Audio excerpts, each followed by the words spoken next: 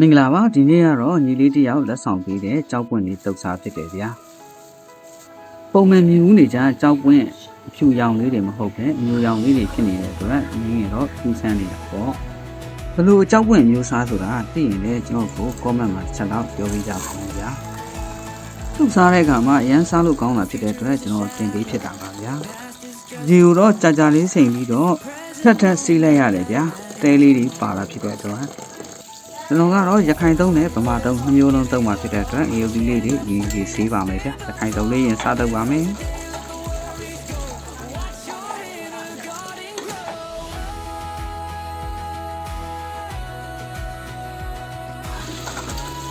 ကျွန်တော်ကတော့ကြောက်ပွင့်လေးတွေကို3-4ကောက်လောက်တော့အထက်ဆေးဖြစ်တယ်ဗျာထဲထဲကတဲလေးတွေပါနေတာဖြစ်တဲ့အတွက်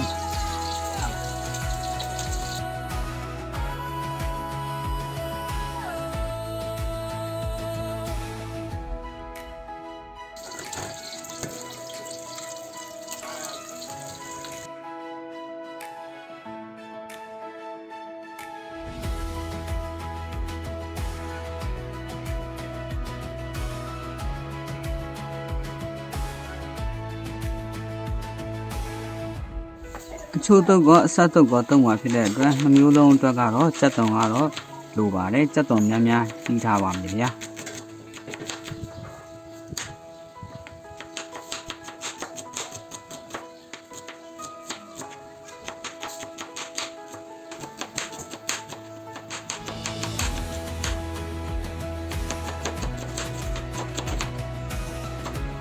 အတုံးမှာဖြစ်တဲ့အတွက်စက်တုံလေးတွေမမောင်အောင်လို့ရေဆေးထားပါမယ်ဗျာ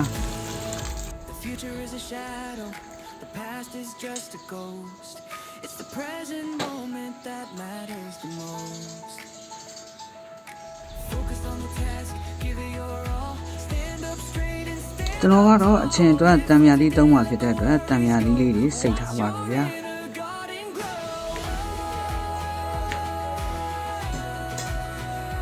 ပထမဦးဆုံးအချို့တို့အတွက်မြေပဲနဲ့ပစွန်ကြောင်လေးစထောင်းထားပါမယ်ဗျာ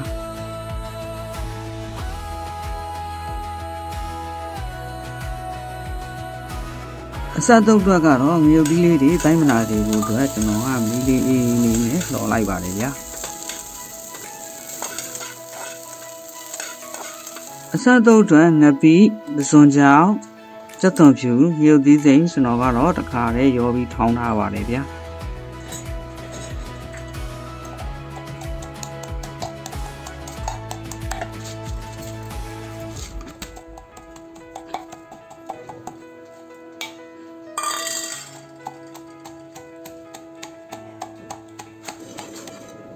အချို့တို့အတွက်ကတော့ကျွန်တော်စီချက်လေးလည်းချက်ထားပါသေးတယ်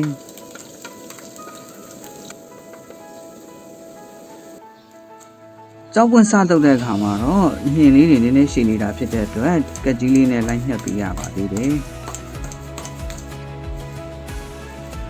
စတုပ်ကတော့တိတ်ထွေထူးမလိုပါဘူးကျွန်တော်တို့ချက်သွန်နီထောင်းထားတဲ့ငရုတ်တီပစွန်ကြောင်ငပိတို့ခါရဲထည့်ပြီးစားအရသာမှုအနေငယ်စီထည့်တံမယာရည်လေးညှစ်လိုက်ရင်တော့ရန်ကောင်းတဲ့ကြောက်ပွင့်အဆက်တုပ်လေးပွဲရပါပြီဗျာ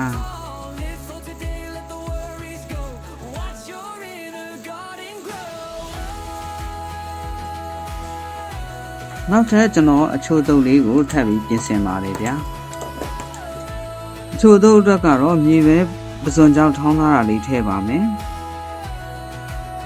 ပဲမုတ်စားအရသာမုတ်တစ်ခါတည်းထည့်ပါတယ်ဗျာ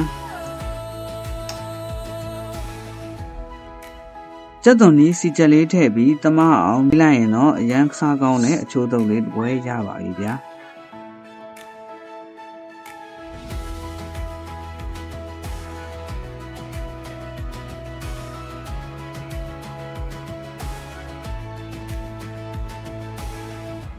ဆုံးထိလိုက်ပါကြည့်ရှုပေးတဲ့အတွက်ကျေးဇူးအများကြီးတင်ပါတယ်ဗျာစိတ်ချမ်းသာကိုယ်ချမ်းသာနဲ့လူဝင်ဆန္ဒတွေပြည့်ကြပါပြီဗျာ